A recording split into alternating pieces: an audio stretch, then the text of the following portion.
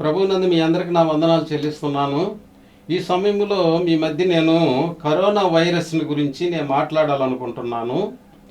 భౌతిక సంబంధమైనటువంటి కరోనా, ఆత్మ సంబంధమైనటువంటి పాపాన్ని గురించి నేను మీ దగ్గర కొన్ని విషయాలు నేను మాట్లాడాలనుకుంటున్నాను. మొట్టమొదట భౌతిక సంబంధమైనటువంటి ఈ కరోనాను గురించి మనం ఆలోచన చేసిన తర్వాత ఆత్మ సంబంధమైనటువంటి ఈ యొక్క పాపాన్ని గురించి మనం ఆలోచన చేద్దాం. ఈ భౌతిక సంబంధమైన ఈ కరోనా చిన్నవారు మొదలుకొని పెద్దవారి వరకు ప్రపంచమంతటి తెలిసిన విషయమే. ఇది కంటికి కనిపించినప్పటికీ మైక్రోస్కోప్లో చూసినప్పుడు ఈ కరోనా బాల ఆకారంలో పైన ముళ్ళుగా కనపడినట్టుగా మనం చూస్తున్నాం. అందువల్ల ఈ కరోనా వైరస్ను గురించి మనం ఆలోచన చూస్తే ఇది మొట్టమొదట చైనా దేశంలో వుహానం అనే పట్టణంలో ఒక గబ్బిలము ద్వారా ఒక మనుషునికి ఇది అంటుకున్నట్లుగా మన పేపర్ల ద్వారాను మీడియా ద్వారాను మనం తెలుసుకున్నాం. కానీ ఈ యొక్క కరోనా వైరస్ అనేది వచ్చినప్పుడు ఈ శరీరానికి మాత్రమే ఇది సోకుద్ది, కానీ ఆత్మకు ఇది సోకదు. అందువల్ల మానవుడు రెండు భాగాలుగా ఉంటాడు. ఒకటి శరీరము, రెండు ఆత్మ. ఈ శరీరము భూ సంబంధమైనది, ఆత్మ పరలోక సంబంధమైనది. ఈ శరీరంలో ప్రాణం ఉంటుంది, ఆత్మలో జీవం ఉంటుంది. కానీ ఈ కరోనా ఆత్మకు సోకదు, కానీ ఈ శరీరానికి మాత్రం సోకినప్పుడు ఈ శరీరము చాలా బాధపడుతూ ఉంటుంది. మొట్టమొదట ఈ శరీరములోనికి కరోనా వైరస్ ప్రవేశించినప్పుడు మనిషికి ఆయాసం వస్తుంది. అంటే బ్రెత్లెస్నెస్ అంటారు ఇంగ్లీష్లో, లేకపోతే బ్రీతింగ్ ప్రాబ్లమ్స్. అందువల్ల ఇది వచ్చిన తర్వాత, ఈ ఆయాసం వచ్చిన తర్వాత ఈ మానవుడికి ఏం చేస్తున్నాడంటే తనకు తల పోటు వస్తుంటుంది. తల పోటు వచ్చిన తర్వాత విషజ్వరం కూడా వస్తూ ఉంటుంది. ఇంకా బలహీనమైనటువంటి శరీరం అయితే ఈ ప్రాణం పోయేదానికి కూడా ఆస్కారం ఉంది. దీనికి ఇన్ని నష్టాలు ఉన్నాయి. ఈ శరీరములో ప్రాణం ఉంటుంది కాబట్టి ఈ శరీరం నుంచి ప్రాణం విడిపోయిన తర్వాత ఈ ప్రాణం గాలిలో కలిసిపోతుంటుంది. ఆత్మలో ఉన్నటువంటి జీవం మాత్రము దేవుని యొద్దకు పోతుంది. అది తీర్పు కొరకు నిలువ చేయబడి ఉంటుంది. అయితే ఈ కరోనా వచ్చినందువలన ప్రపంచమంతటా నష్టం కలిగింది. అది ఏమైందంటే మొట్టమొదటిగా అది రైళ్లను వచ్చి నిలిపేసింది. రెండోది వచ్చి కరోనా వైరస్ అనేది బస్సులు నిలబెట్టింది. మూడోది కరోనా వైరస్ ఎయిర్ప్లైన్లు కూడా నిలబెట్టింది. ఆ తర్వాత ఈ కరోనా వైరస్ వ్యాపార సంస్థలు, బిజినెస్ సెంటర్లు నిలబెట్టింది. ఎప్పుడైతే బిజినెస్ సెంటర్లు నిలబడిపోయినాయో ఉద్యోగాలు పోయి ఆర్థికంగా దెబ్బతిన్నట్లుగా మనం చూస్తున్నాం. కాబట్టి ఈ కరోనా వైరస్ వలన భౌతిక సంబంధమైనటువంటి అనేక నష్టాలు మనం చూస్తున్నాం. అయితే మన గవర్నమెంట్ వారు ఏం చేశారంటే ఈ కరోనా వైరస్కు ఒక నివారణ ఒకటి కనిపెట్టవాలని వారు 2 ఇంజెక్షన్లు వాళ్ళు కనిపెట్టి ఉన్నారు.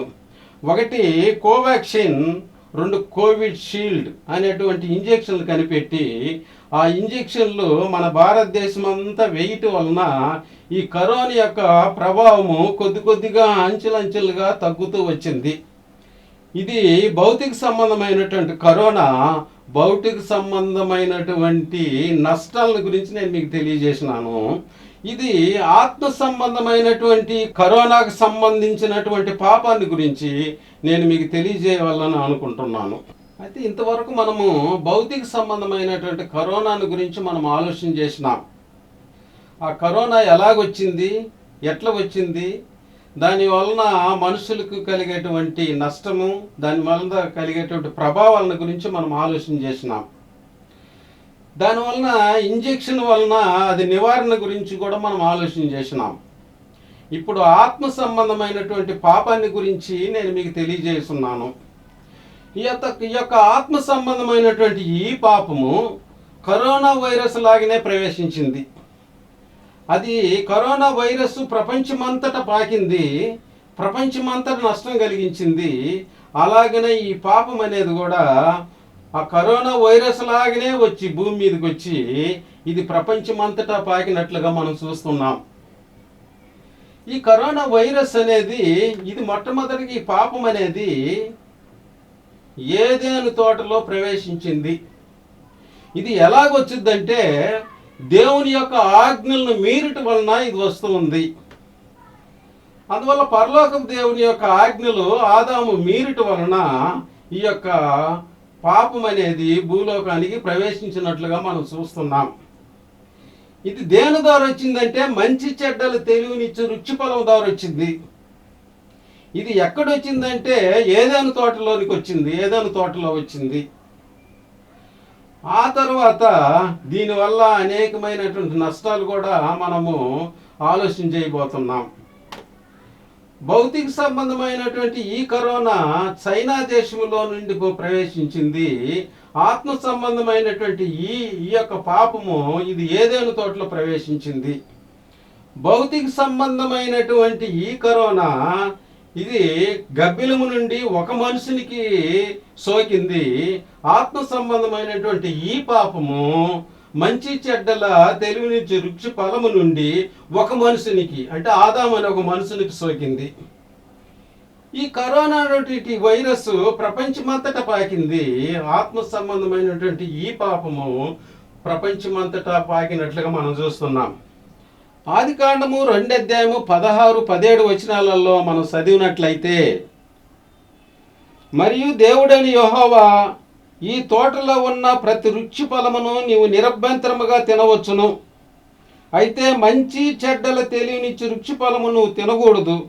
నీవు వాటిని తిని దినమున నిత్యముగా చచ్చిదువని నరునికి ఆజ్ఞాపించెను.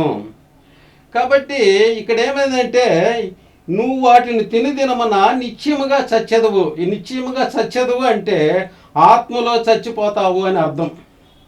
ఆత్మలో సావటం అంటే తండ్రి అయినటువంటి దేవునికి దూరం అయిపోతావు. దేవుని యొక్క సహవాసాన్ని నువ్వు పోగొట్టుకుంటావు. దేవునికి నీకు సంబంధం లేకుండా పోద్ది. ఈలాగు దేవునికి దూరమైనటువంటి ఈ యొక్క సిచ్యువేషన్ని ఆత్మ సంబంధముగా చనిపోవటము అంటారు. కాబట్టి దేవుని యొక్క ఆజ్ఞలను మీరిట వలన పాపం అనేటువంటి ఆత్మ సంబంధమైనటువంటి వైరస్ ఆత్మలోని ప్రవేశిస్తూ ఉంటుంది. భౌతిక సంబంధమైనటువంటి ఈ వైరస్ శరీరానికి ప్రవేశిస్తుంది. ఆత్మ సంబంధమైనటువంటి ఈ పాపము ఆత్మలోనికి ప్రవేశించి ఆత్మను చంపుతూ ఉంది. ఈ పాపం ఎలాగొస్తుందంటే దేవుని యొక్క ఆజ్ఞలను మీరుట వలన వస్తుంది. 1 యోహాను 3:4 మనం చూసినట్లయితే, పాపము చేయ ప్రతి వాడును ఆజ్ఞ అతిక్రమించును, ఆజ్ఞ అతిక్రమమే పాపము. కాబట్టి పాపము చేయు ప్రతి వాడు ఆజ్ఞను అతిక్రమించును, ఆజ్ఞ అతిక్రమము పాపము. కాబట్టి దేవుని యొక్క ఆజ్ఞలను అతిక్రమించితే వాడు పాపం చేస్తున్నాడు. పాపం అనేటువంటి డిసీజ్, పాపం అనేటువంటి రోగము వాడి ఆత్మకు అంటుకుంటుంది. ఈ యొక్క ఆత్మ చనిపోవటం జరుగుతుంది, అంటే దేవునికి దూరం అయిపోవటం జరుగుతుంది. ఈ భౌతిక సంబంధమైనటువంటి ఈ వైరస్ ఈ కరోనా ఒక్క మనిషినికి అంటుకునింది. ఆత్మ సంబంధమైనటువంటి ఈ పాపము ఒక్క మనిషికి తగులుకున్నట్లుగా మనం చూస్తున్నాం.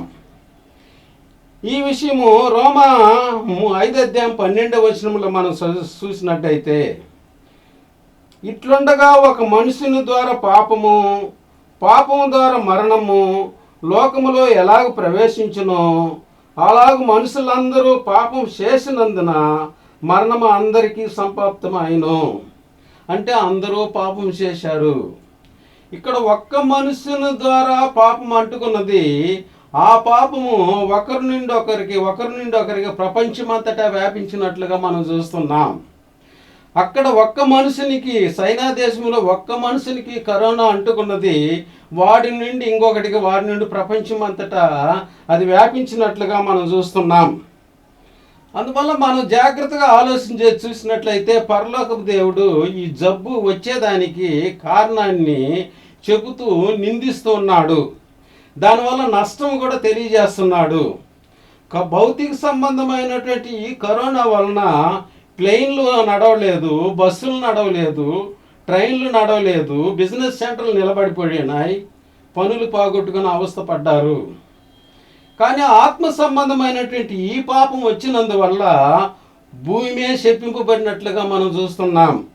ఆదికాండము 3వ అధ్యాయము 17-20 వచనాలలో చదివినట్లయితే, ఆయన ఆదాముతో, నీవు నీ భార్య మాట విని తినవద్దని నేను నీకు ఆజ్ఞాపించిన ఫలములు తింటివి గనుక నీ నిమిత్తము నేల శపింపబడి ఉన్నది. ప్రయాసముతో నీవు బ్రతుకు దినములన్నీ దాని పంట తిందువు. అది ముండ్ల తుప్పలను గచ్చపొదలను నీకు మలిపించును. పొలములోని పంట తిందువు. నీవు నేలకు తిరిగి చేరు వరకు నీ ముఖము చెమట కార్చి ఆహారం తిందువు.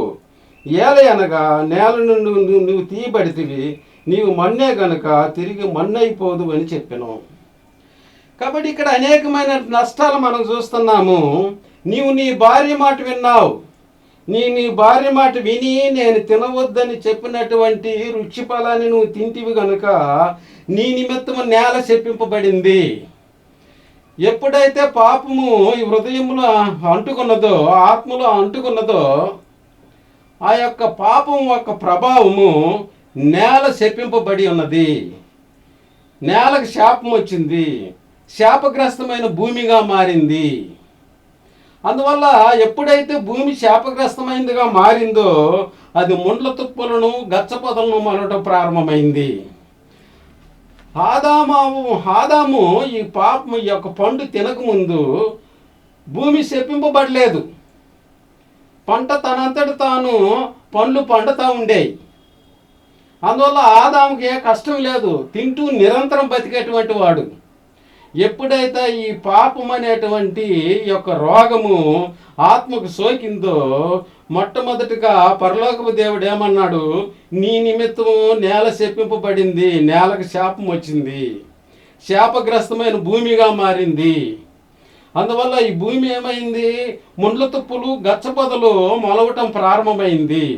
ఎప్పుడైతే ముళ్ళ తుప్పులు గచ్చపొదలు మొలవటం ప్రారంభమైందో దాని యొక్క సారవంతం పోయింది.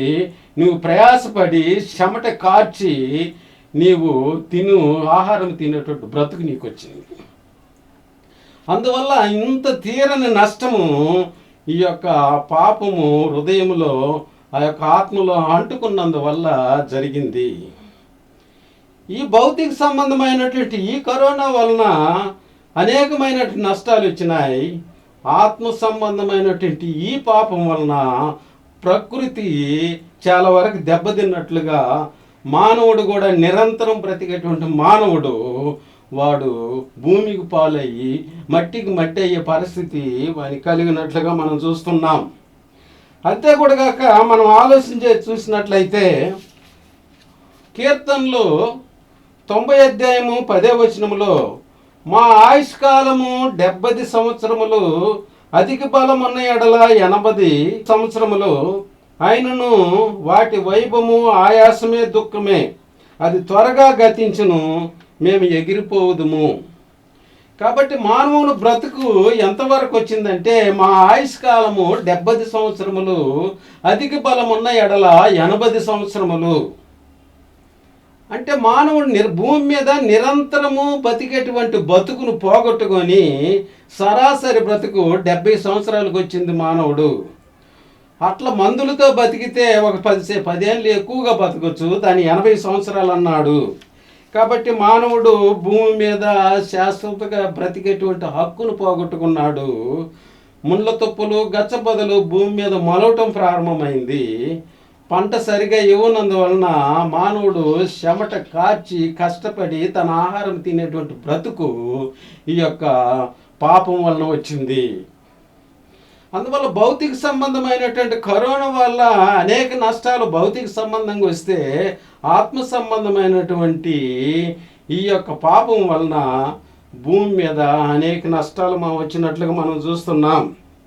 అయితే ఈ యొక్క నష్టాల నుండి, ఈ కరోనా వైరస్ నుండి, అంటే ఈ యొక్క పాపం నుండి మానవుడి నివారణ పొందాలంటే మార్గం ఉంది. ఈ యొక్క భౌతిక సంబంధమైనటువంటి ఈ కరోనా వైరస్ నుండి నివారణ పొందాలంటే కోవాక్సిన్ ఇంజెక్షన్ వేసుకోవాలి. కోవిడ్ షీల్డ్ అనేటువంటి ఇంజెక్షన్ వేసుకుంటే వాడికి నివారణ జరుగుద్ది. కానీ ఈ యొక్క ఆత్మ సంబంధమైనటువంటి ఈ పాపం పోవాలంటే దేవుని కుమారుని గురించినటువంటి శబ్దం వినాలి, సువార్త వినాలి. సువార్త విని బాప్తిసం తీసుకుంటే వాడి పాపాలు కడిగివేయబడతాయి.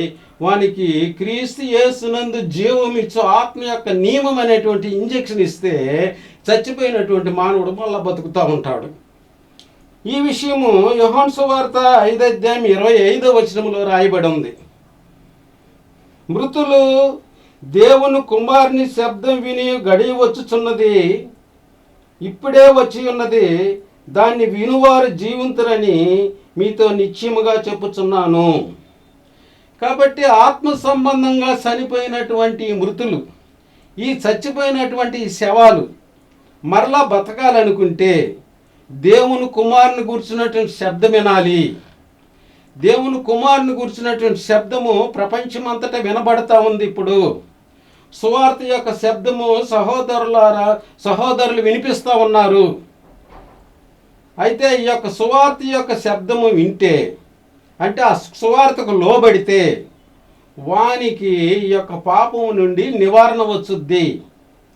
ఇంకా మనం ఆలోచన చేసి చూసినట్లయితే ఈ పాపము నుండి ఈ యొక్క దేవుని కుమారుని గురించినటువంటి శబ్దం వాడైతే ఎప్పుడైతే వింటాడో చనిపోయినటువంటి ఈ యొక్క ఆత్మ అది బ్రతికేదానికి తెప్పరిల్లుకునేదానికి ప్రయాసపడుద్ది. అది తెప్పరిల్లుకున్న తర్వాత ఆ లోపల ఉన్నటువంటి ఆ డస్ట్ని, ఆ పాపాన్ని కడిగేసుకోవాలి. ఈ విషయము అపోస్తల కార్యము 22:16 రాయబడి ఉంది. అపోస్తల కార్యము 22:16 నుండి మనం చదివినట్లయితే, గనుక నీవు తడువు చేయటి ఎందుకు, లేచి ఆయన నామమును బట్టి ప్రార్థన చేసి బాప్తిసం పొంది నీ పాపములు కడిగి వేసుకోనమని చెప్పాను. కాబట్టి ఇక్కడ మనం జాగ్రత్తగా ఆలోచన చేసి చూసినట్లయితే యేసుక్రీస్తు నామంలోనికి మనం బాప్తిసం పొందితే మన పాపాలు కడిగివేయబడతాయి. క్రీస్తు యేసులోనికి బాప్తిసం పొందితే మన పాపాలు కడిగివేయబడతాయి. యేసుక్రీస్తు యొక్క అధికారంలోనికి మన బాప్తిసం తీసుకుంటే మన పాపాలు కడిగివేయబడతాయి. యేసుక్రీస్తు యొక్క అధికారం ఏమి? తండ్రి యొక్కయు కుమారుని యొక్కయు పరిశుద్ధాత్మ యొక్క నామంలోనికి మనం బాప్తిసం పొందితే మన పాపాలు మనం కడిగి వేసుకున్నట్లుగా మనం చూస్తున్నాం. కాబట్టి ఈ యొక్క పాపము నివారణ ఎలాగ జరుగుద్దంటే దేవుని కుమారుని గురించినటువంటి శబ్దం వినాలి. అంటే సువార్తకు మనము లోబడాలి. సువార్త విని సువార్తకు లోబడి యేసుక్రీస్తు యొక్క నామములోనికి, క్రీస్తు నామములోనికి మన బాప్తిసం పొందితే మన పాపాలు కడిగివేయబడతాయి. అయితే మన పాపాలకి నివారణ దొరికింది. సువార్తను గ్రహించి సువార్త మర్మాన్ని గ్రహిస్తే, సువార్త మర్మలో ఉన్నటువంటి యేసుక్రీస్తు యొక్క బలియాగాన్ని మనం గుర్తించి యేసుక్రీస్తు నామములోనికి మనం బాప్తిసం పొందితే, తండ్రి యొక్కయు కుమారుని యొక్కయు పరిశుద్ధాత్మ నామంలోనికి మనం బాప్తిసం పొందితే మన పాపాలు కడిగివేయబడతాయి, నివారణ అవుతాయని మనం తెలుసుకుంటున్నాం. అయితే శాపగ్రస్తమైనటువంటి ఈ భూమికి ఎలాగ నివారణ జరుగుద్ది? మానవుడు ఎలాగైతే ఈ పాపాన్ని తీసివేసుకునే దానికి ఆతృత పడుతున్నాడో అలాగ భూమి కూడా తనకు వచ్చినటువంటి శాపాన్ని గురించి పోగొట్టుకునేదానికి అది మూలుగుతూ ఉన్నట్లుగా, ప్రసవేదన పడుతున్నట్లుగా మనం చూస్తున్నాం. ఈ విషయము రోమా 8:19-22 చూసినట్లయితే, 22 చూసినట్లయితే, దేవుని కుమారుల ప్రత్యక్షత వరకు సృష్టి మిగుల ఆశతో తేరి చూస్తూ కనిపెట్టుచున్నది. సృష్టి యావత్తు ఇది వరకు ఏకగ్రీవముగా మూలుగుసు ప్రసవేదన పడుచున్నదని ఎరుగుదము. కాబట్టి సృష్టి భూమి ఎలాగంటే శాపగ్రస్తమైనటువంటి ఈ భూమి, ముళ్ళ తుప్పులు గచ్చబొదలు మొలిసినటువంటి ఈ భూమి తన శాపాన్ని పోగొట్టుకునేదానికి ఆయన దేవుని కుమారుల యొక్క ప్రత్యక్షత కొరకు ఎదురు చూస్తూ ఉన్నది. అంటే క్రీస్తు ప్రభు యొక్క రెండో రాకడ కొరకు ఎదురు చూస్తున్నది. క్రీస్తు ప్రభు రెండో రాకడ వచ్చినప్పుడు ఈ భూమికి విమోచన జరుగుద్ది. ఈ భూమి మీద ఉన్నటువంటి దుష్టత్వము, దుర్మార్గత, అవినీతి, ఈ యొక్క శాపాలన్నీ పోయి నీతి, సమాధానం అనేది స్థాపించబడుతుంది. అందువలన ఈ భూమి ఏకగ్రీవంగా ప్రసవేదన పడుతున్నట్లుగా మనం చూస్తున్నాం. ప్రసవేదన పడుతున్నటువంటి శాపగ్రస్తమైనటువంటి ఈ భూమి మీద మనం నివాసం చేస్తున్నాము. మనం శాపగ్రస్తులంగానే ఉన్నాము. మనకున్నటువంటి శాపం పోవాలంటే దేవుని కుమారుని గురించినటువంటి శబ్దము, సువార్తకు మనం లోబడాలి. మనము బాప్తీసం తీసుకొని మన పాపాలు కడిగి వేసుకుంటే అప్పుడు మన శాపాన్ని నివారణ అవుద్ది. క్రీస్తు ప్రభు రెండో రాకడలో భూమి యొక్క శాపము నివారణ అవుద్ది. అయితే మనకు ఆత్మ సంబంధమైనటువంటి ఒక ఇంజెక్షన్ ఒకటి ఉంది. భౌతిక సంబంధమైన కరోనా పోవుటకు కోవాక్సిన్, కోవిషీల్డ్ ఎలాగైతే ఇంజెక్షన్లు తయారైనాయో అలాగో ఆత్మ సంబంధమైనటువంటి ఒక ఇంజెక్షన్ మనకు ఉంది. అది వేస్తే మనము నిరంతరము జీవిస్తాం. ఈ విషయము రోమా 8వ అధ్యాయము 1-2 వచనాలలో చూసినట్లయితే, కాబట్టి ఇప్పుడు క్రీస్తు యేసునందున్న వారికి ఏ శిక్షా విధి లేదు. క్రీస్తు యేసునందు జీవమిచ్చు ఆత్మ యొక్క నియమము పాపమరల నియమము నుండి నన్ను విడిపించును. కాబట్టి ఇక్కడ ఆత్మ సంబంధమైనటువంటి ఇంజెక్షను, క్రీస్తు యేసునందున్న వారికి ఏ శిక్షా విధి లేదు. క్రీస్తు యేసునందు ఆయన సంఘములో ఉన్నటువంటి వారికి ఏ శిక్షా విధి లేదు.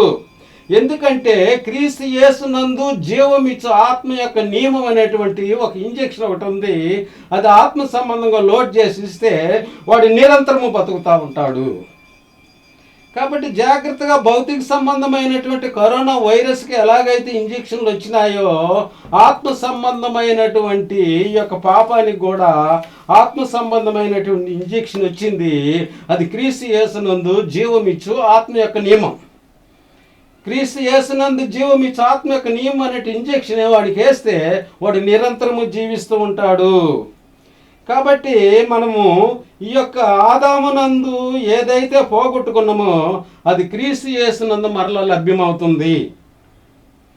అందువల్ల ఇక్కడ ఏమైందంటే చైనా దేశంలో ఒక మనుషుని ద్వారా తగులుకున్నటువంటి ఆ యొక్క కరోనా వైరస్ కోవాక్సిన్ ఎలాగైతే నివారణ అవుతుందో అలాగూ ఆదామునందు వచ్చినటువంటి ఈ పాపము క్రీస్తు యేసునందు మనం మరలా బ్రతికింపబడుతున్నాం. ఈ విషయం 1 కొరింథీ 15వ అధ్యాయం 22వ వచనంలో మనం చూసినట్లయితే, ఆదామునందు అందరూ ఎలాగ మృతి పొందుచున్నారో అలాగనే క్రీస్తునందును అందరూ బ్రతికింపబడుదురు. కాబట్టి జాగ్రత్తగా ఆలోచన చేసి చూసినట్లయితే ఏదెనులో ఆదామునందు అందరూ ఎలాగైతే మృతి పొందుచున్నారో అలాగూ క్రీస్తు యేసునందు మనమందరము మరల బ్రతుకుతున్నాము. అక్కడ చైనా దేశంలో ఎలాగైతే ఒక మనుషునందు అందరికి అంటుకున్నదో కోవాక్సిన్ అలా అందరికీ ఎలాగైతే విమోచన జరుగుతున్నదో ఈనాడు ఆత్మ సంబంధమైనటువంటి ఈ పాపము ఆదామునందు ఒక్క మనుషునికి తగులుకున్నది. ఇప్పుడు క్రీస్తు యేసునందు మనం బ్రతికింపబడుతున్నాం. అందువల్ల ఈ కరోనా వైరస్ను గురించి శరీరంలోనికి నష్టం వచ్చింది, ఆయాసం వచ్చింది, ఋషిని పోగొట్టుకున్నారు. ఆ తర్వాత విషజ్వరం వచ్చింది, తలపోటు వచ్చింది. బలహీనమైనటువంటి ఈ శరీరములో సోకితే ప్రాణము గాలిలో గెలుచుకున్నట్లుగా మనం చూస్తున్నాం. అలాగనే దీని వలన ఆ కోవాక్సిన్ అనేటువంటి ఇంజెక్షన్ వలన తెప్పరిల్లుకుంటున్నారు. పాపం అనేటువంటి ఈ యొక్క పాపం సోకినందువలన ఈ పాపం వలన భూమి శపింపబడింది. ముళ్ళ తుప్పలు గచ్చపొదలు మొలిచినాయి. మనిషికి ఆయాసము, దుఃఖము ఎదురైంది. మానవుడు నిరంతరం బతికేటువంటి మానవుడు చనిపోయే స్థితి వచ్చింది. వానికి చిగ్గు బిడియం అనేది వచ్చింది. దేవుని సహవాసాన్ని వాడు పోగొట్టుకున్నాడు. కాబట్టి ఇప్పుడు మళ్ళా దేవుని సహవాసం మనకు కావాలంటే మన సువార్తను గ్రహించి క్రీస్తు యేసునందు బలియాగం నందు విశ్వాసం ఉంచి మన పాపాలు ఒప్పుకొని మారు మనసు పొంది బాప్తిస్తం తీసుకుంటే పాపాలు గడిగి వేయబడతాయి. పాపములు గడిగిపోయినటువంటి వీడుకు క్రీస్తు యేసునందు జీవమిచ్చు ఆత్మ యొక్క నియమం అనేటువంటి ఇంజెక్షన్ ఇస్తే వాడు మరలా బ్రతుకుతూ ఉంటాడు. ఆదామునందు చనిపోయినటువంటి వాడు మరలా క్రీస్తు యేసునందు బ్రతుకుతూ ఉన్నాడు. కాబట్టి మనం జాగ్రత్తగా ఆలోచన చేసి పాపములో ఉన్నటువంటి మనము మరలా బ్రతికేదానికి ప్రయత్నించవలసింది మనం చేస్తూ ఈ వాక్యాన్ని ముగిస్తున్నాను. మీ అందరికీ నా వందనాలు, నమస్కారం. ప్రార్థన చేసుకుందాం. పరలోకమందున్న మా తండ్రి, మా జీవదాత, ఆరాధనకు పాత్రుడా, మీ కృప మీ కనికరం చొప్పున మీరు మమ్మల్ని ఇంతవరకు కాపాడుతూ కనికరిస్తున్నందుకు మీ పాదములకు స్తోత్రములు నాయన. మా తండ్రి, భౌతిక సంబంధమైనటువంటి కరోనా వచ్చి మా తండ్రి మమ్మల్ని ఎంతోమందిని నష్టపెట్టింది మా నాయన. అనేక మంది ప్రాణాలు పోగొట్టింది మా తండ్రి. అనేక మంది ఇబ్బందులకు గురి అయినారు మా తండ్రి. అయితే మీ కృప వలన మా తండ్రి కోవిక్షన్ అనేటువంటి ఇంజెక్షను, కోవిషీల్డ్ అనేటువంటి ఇంజెక్షన్ ద్వారా మా బ్రతుకులు శరీర సంబంధంగా మారుస్తున్నందుకు మీకు స్తోత్రాలు. చనిపోయేటువంటి భౌతిక సంబంధంగా చనిపోయేటువంటి మానవుని మా తండ్రి భౌతిక సంబంధంగా బ్రతికింపు చేస్తున్నందుకు మీకు స్తోత్రాలు నాయన. అయితే మా తండ్రి ఆత్మ సంబంధంగా పాపం అనేటువంటి జబ్బు ఆత్మకు అంటుకొని చనిపోయి ఉండగా నాయన మీ కృప మా ఎడల విస్తరింపజేసి మా తండ్రి దానివలన అనేక నష్టాలు మేము పొందినప్పటికీ మా తండ్రి మరి మీ కుమారుడైన యేసుక్రీస్తు యొక్క సువార్త ద్వారా మా తండ్రి మాకు విమోచన కలిగజేసి మేము బాప్తిస్టుని తీసుకొని మా పాపాలు కడిగి వేసుకొని మా తండ్రి మా ప్రభునందు క్రీస్తు యేసునందు జీవం ఇచ్చే ఆత్మ యొక్క నియమము మాలో ప్రవేశింపజేసినందుకు మీకు స్తోత్రాలు చెల్లిస్తున్నాం మా తండ్రి. ఇది మేము గుర్తెరిగి మా తండ్రి మీ సన్నిధానంలో జాగ్రత్తగా మసులుకుంటూ మా పాపాలు కడిగి వేసుకొని మీ బిడ్డలకు మేము రూపొందుతూ మా తండ్రి మీ సన్నిధానానికి చేరుటకు మీ కృప అనుగ్రహించమని మనం చేస్తూ మా ప్రభువును మా రక్షకుడైనటువంటి యేసుక్రీస్తు నామమందు మా విన్నపాలు అడిగి వేడుకొంటున్నాం తండ్రి. ఆమేన్.